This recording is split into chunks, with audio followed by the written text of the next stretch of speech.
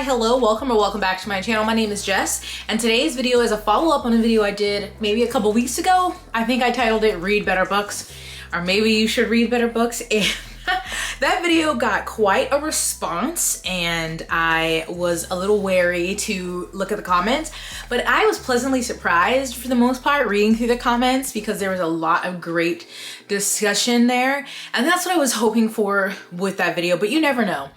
You know, you're on one side of the camera, you're presenting this information, you're asking questions, but you never know if the viewer is going to is coming in good faith, is going to really listen to what you say. That seems to be a problem. People are not listening. They just hear something and then they comment immediately. But it was an overwhelmingly really positive comment section, and there were a lot of great responses. So much so that I took notes and I wanted to do like a follow-up video. And there's one in here I might bring up, but I have a whole separate video that one's gonna fit into. And again, I said overwhelmingly positive. That doesn't mean there weren't still a couple. So anyway, TLDR, if you have not watched that video, I would still suggest you go watch that video. It'll be linked. But I was reacting to someone who made a TikTok, who made two TikToks. She was I think a middle school or high school, don't quote me, teacher, I think English teacher. And she was talking about encouraging people and students to read more challenging books. So not everything should be a popcorn read. Not everything should be an easy read. We should read more complex literature, which right there, that's even like, what do you define as that? And so she said some different language in her first video that people didn't like. She clarified, but still was like, still on my point. Still think it's important that while you read your Frida McFadden's, that you're also reading someone like Gabriel Garcia Marquez or something like that, right? Those were just two examples to use in the video. So in my video, I said, do we think that's important for both kids who are in school and then adults to be reading things outside of their comfort zone, to be challenging themselves? Is that the thing that's important for developing critical thinking? So again, great responses. And one of my favorite responses, I saw this a couple times, and which I think is an excellent point, is that you can develop critical thinking outside of just reading. Because in the video, I was just talking about reading, right? But people did bring up that you can develop critical thinking through digesting movies and TV shows and podcasts. A lot of it is like, obviously the thinking point, and then really helpful is the discussion aspect, talking to other people so that your thoughts are challenged, or maybe someone points out or asks questions about something you didn't think about, and that can also develop critical thinking. And I was like, yes, of course, I did not think of that. I don't want to say I didn't believe that before, but that's just not what I was thinking about in the video, but I thought that was an excellent point. Other comments were that, so in the video I was talking about like simple popcorn fun easy reads versus things that are more challenging. That obviously is going to depend on the person, right? A book that is challenging for someone right out of high school may not be challenging for someone who is in their PhD program, or it just depending on your life experience, things you've read, where you are mentally, a book may be more challenging for you to read versus another person. A lot of, I don't want to say problems, but things that come up in the discussion and why it's very nuanced is that there's no hard and fast definitions for a lot of these things, like easy read, complex read, nuanced read. Like there's no, like this book fits into this category. Going to this comment that I kept seeing is that you can, complex and nuanced stories also include genre fiction.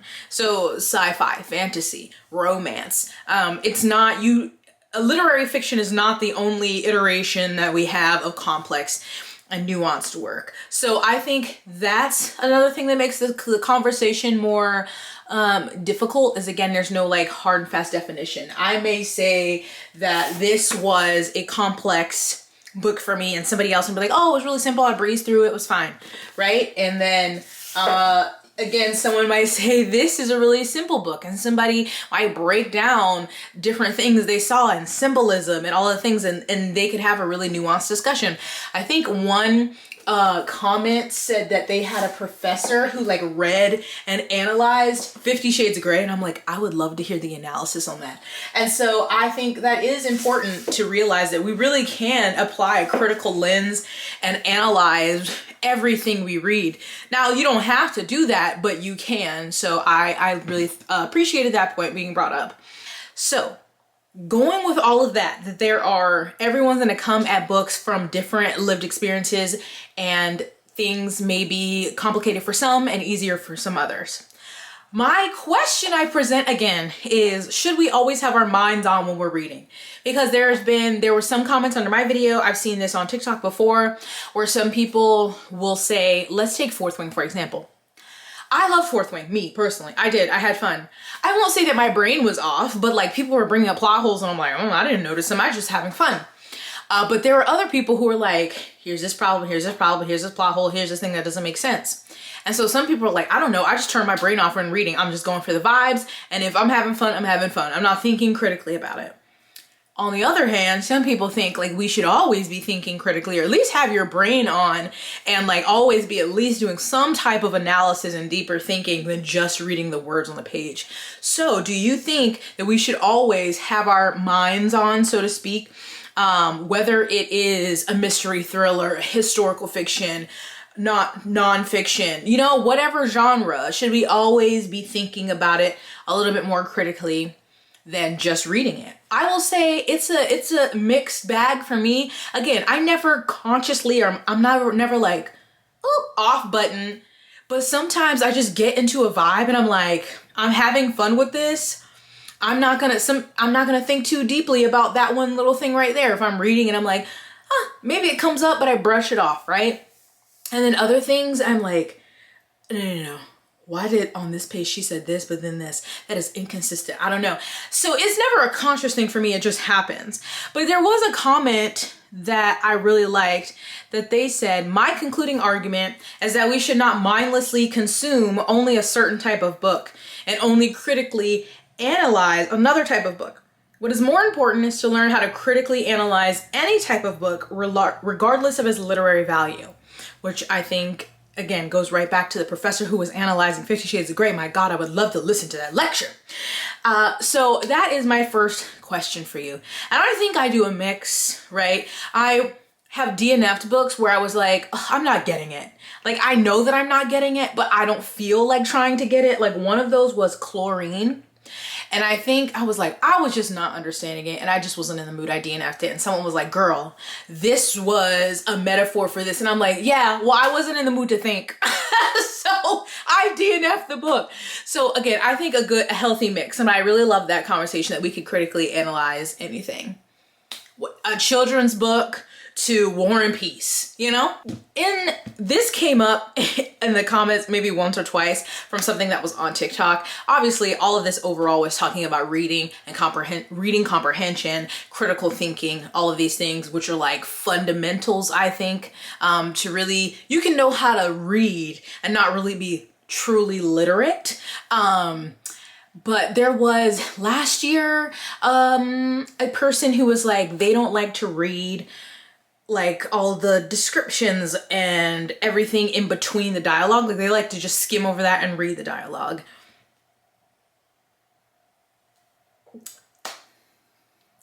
And you know, I try to be open-minded. I try not to make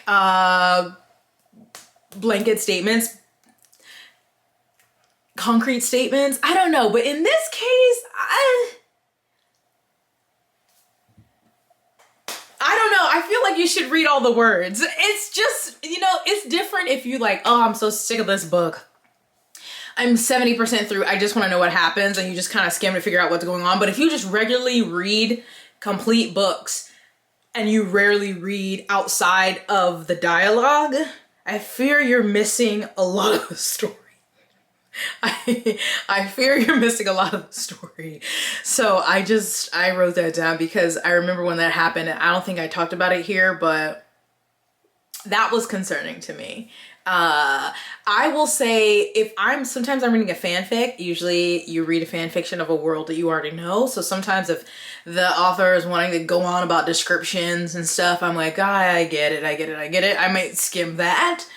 But in a traditionally a published work, I'm reading it all. Do you know what I'm saying? And I am fighting with myself not to skip to the bottom of the page, especially if we're getting to the end of the chapter or something's happening. I'm like, I do have to cover, I have to use my hand or a bookmark or something to cover because my eyes they will jump to the bottom of the page because we're impatient. But I'm like, no, we must read it all to get to the bottom. So would love to know your thoughts there. I thought this comment was I really liked this one and I want to know your thoughts, but they said, it's important to read books that you don't like in order to develop the language about what you don't like. Also to learn why. Like, is it the genre? Is it the subgenre? And I thought that was really smart because there's been conversations here on BookTube about like people who don't trust people who only rate everything 5 stars. And then also people are like, why do you continue to read something you know you don't like that? And I have done that. And people have asked me like, why did you read this again? You don't seem to like, my big thing is, what is it? Not historical. I can't even think of what it's called. The genre or the subgenre. T. Kingfisher writes some of that. And it's not the fantasy books. It's the other one she writes. And I cannot think.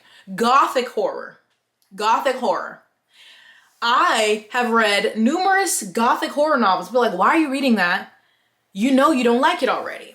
But I can't figure out why I don't like it. So yes, I continue to read it to cement I don't like this and have the verbiage to say why. And I still don't know if I know exactly how to explain that. But I just really love that comment. It's important to read books that you don't like in order to develop the language about what you don't like, because that just makes you better able to select books that you generally will like. Do you know what I'm saying? So I just really appreciate that comment. I did not write down who wrote that one, so sorry. But yeah, I know that Gothic horror, I have noticed the pattern, don't work for me in literature. Oh, excuse me, literature. On TV, movie, love it. The Gothic atmosphere, I can vibe with that, but in a book, it does not translate well for me. Do I have the exact words that express why? Not right now. But I do think that's important. That doesn't mean you have to. You don't have to go out of your way to be like, I know I don't like this, let me read it. But I think this makes me think about, I forgot, it was on a podcast. I think it was the TBR Lowdown podcast. And they were talking about how often, or the common place of it being online now where people are like, what are we reading? What should I read next? What are we reading? And like, not in like, what are y'all reading? Like, what are we reading? What's popular? What should I read? I'm going to the bookstore. What should I buy? And this can go into a lot of areas. This can go into girlies. What shoes are we wearing for the summer? Girls, what are we wearing for the fall? What makeup are we wearing? What do you mean we? Yes, there are things that are popular. Here, this book is popular right now. These shoes are popular right now. But like, that, I think, I don't know, what is that, just a symptom of a younger generation, or is it of social media and everyone like wanting to be the same? But I'm like, we ain't got to do nothing. What do you like? What do you like to wear? What do you like to watch? And I understand looking for recommendations. Sometimes you're like, but that's usually, I like this. Do you have any recommendations like that? Have you read any really great books in this genre? Just not a blanket, tell me what to do, tell me what to read. So I think something like that. Exploring different genres, even if maybe you had a preconceived notion about it. This was me years ago with romance, okay? I was one of those people like, ew, romance, okay? I know, embarrassing to look back on that. But yeah, trying things. And maybe you don't like it, you read another one in the genre, because you know, 1 out of hundreds of thousands is really not a good sample size. Like, I don't like this because this. Great. So I really loved that point. And I really need people to start developing personalities. That's a separate conversation, but it makes me really sad for people who've just grown up with the internet their entire life. I obviously am an older. I did not have the internet. The internet was around, obviously, but it was not as accessible. And then when it was on my desktop computer at home where my mama could see. You know what I'm saying? And it wasn't on our phones till I was out of high school. I'm old, but I'm not old. I'm my age. That's it. So you just had to figure out what you liked. You figured out what kind of music you liked, what kind of clothes you liked. Like, you had to just discover things, and it always wasn't just a Google search away, right? Stuff just came on TV. And you just had to watch it and be like, I like this or I don't. Or you just heard things on the radio and be like, I like this or I don't. You could go to record stores and stuff like that and like look through and, oh my God, do y'all remember when we used to be up in the store and you could put the headphones on, you could like listen to the music and sample it? Okay, hold on. But anyway, I just worry about people not having the ability to determine what they like in all these different areas. So, you know, you don't have to like books that are popular, but it's also okay to like books that are popular. They're popular for a reason. They cater to a wide audience. You know, that's fine. But just try things. I think we should, I don't know if it's like a fear of like wasting time. Like, I just want to get to something I already know is good. Is like, but you gotta try things. Like I say this with skincare, you gotta try it.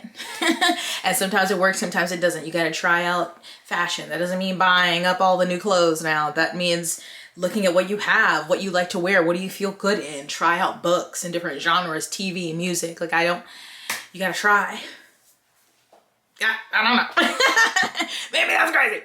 Okay, hold on. Another excellent comment. Someone said, the main reason adults should be reading, because again, my video, I was asking about children, like school-age children, and then also adults who are like not in school or anything. Should we be reading and like reading for critical thinking development, right?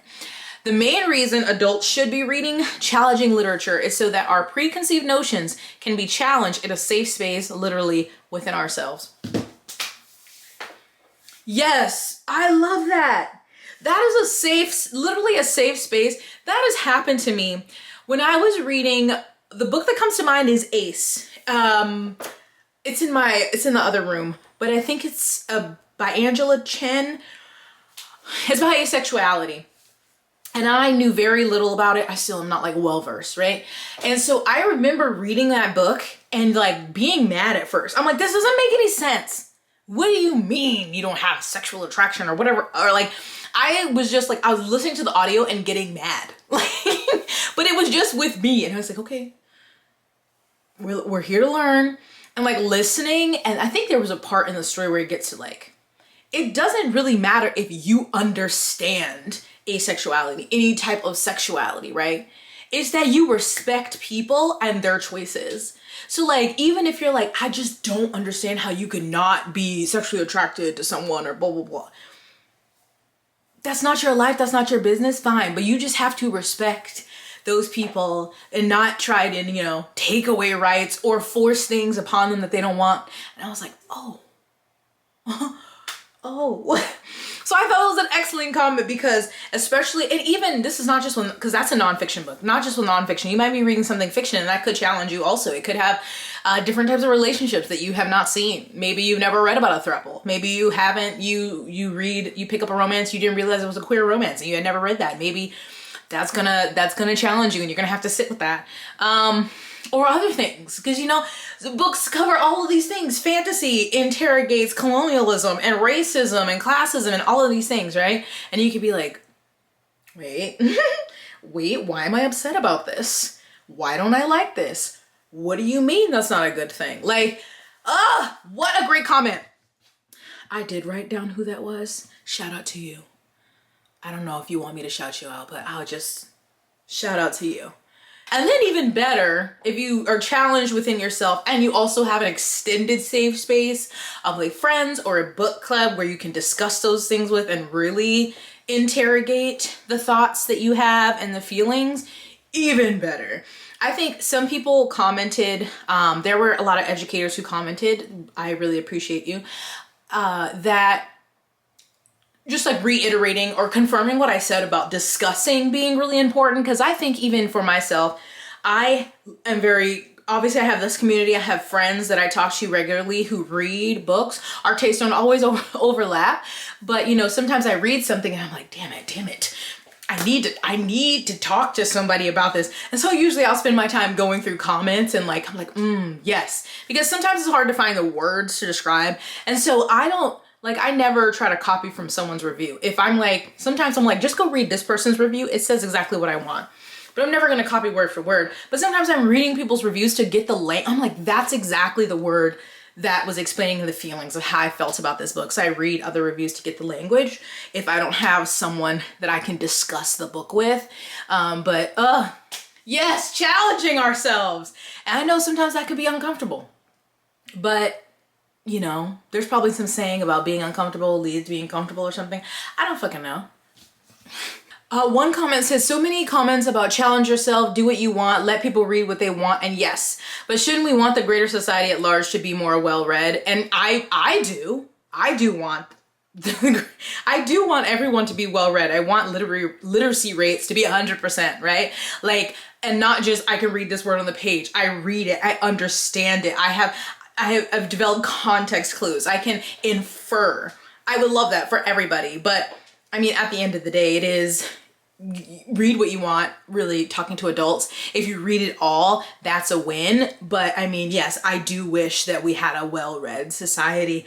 I think we may be in a different place currently if we did have that.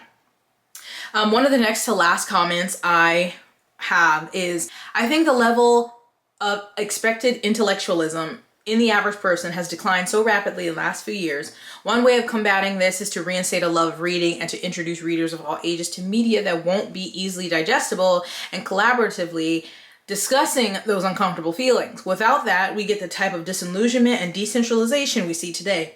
If the topic doesn't directly affect someone, they may tune it out and move on because why should I care? Or they are uncomfortable reading about current events and can't cope with it, so they look to any social media app for distraction. We have to engage critically with real life and fictional works. And I thought that was just really well said, well stated. The why should I care? I feel that a lot. In just our current, in the last several years of, well, it doesn't affect me, so, or it's not gonna harm me.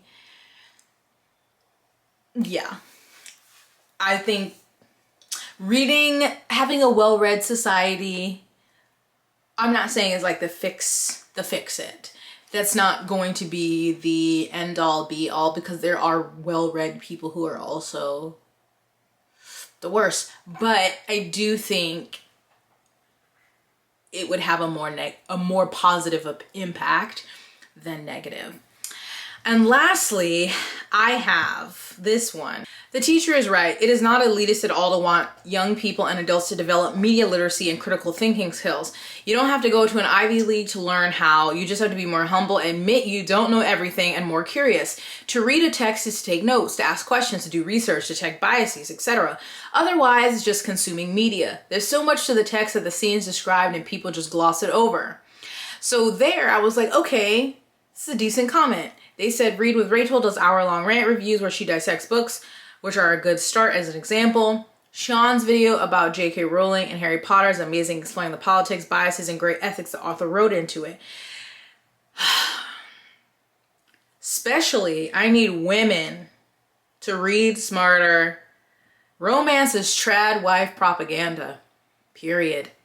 It's okay as occasional wish fulfillment, but you have to be aware of systemic oppression like patriarchy, sexism, compulsory heteronormativity, toxic beauty standards, classism, etc. And most young women are not aware of any of this, even refuse to acknowledge it. Now, again, I was like, okay with a lot of their statement. And again, I have another video in the works that's going to cover this latter part more in depth. And obviously there's a lot of people who do in-depth analysis of books on YouTube. That's the beauty of having these bookish spaces online, right? To read something. If you don't have someone to talk with, you can usually, for the most part, especially if it's a well-known work, go online and find someone discussing it. But I really push back that romance is trad wife propaganda.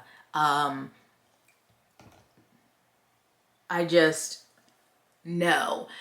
There is, I mean, it's not like any of this is lying. There's sexism, heteronormativity, obviously, toxic beauty standards, sure, patriarchy, but romance is such a wide genre. Like it has so much. There's so many different authors writing so many different stories with different relationships from different backgrounds under different, just like, I feel like that is very reductive to romance in general.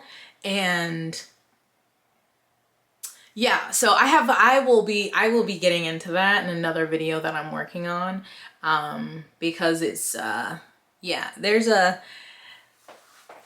it's part of a larger conversation I've been seeing that's making me feel very worried. But overall, again, great responses from everyone, and at least we seem to be on the same page about our desire for people to read and sometimes think critically about it and discuss that and challenge your own preconceived notions, and trying to get, and some of the things I didn't write down here, just because I'm not an educator, but you know, people who were educators commenting about how important it is to get kids to just like find something they enjoy reading before you can really instill the love of reading into them. So like graphic novels and manga and stuff, it really helped.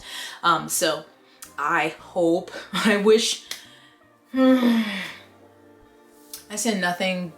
I don't even know. I'm sending positive thoughts. There doesn't seem like enough under this administration currently, but I just really thank you all, especially any parents and teachers, educators out there who are really doing the hard work, trying to find things to help kids learn, to help them really get into reading and hopefully maintain a love of that. I feel like we should bring back, what was it? The Pizza Hut pizza thing with the reading. I forgot what it was called.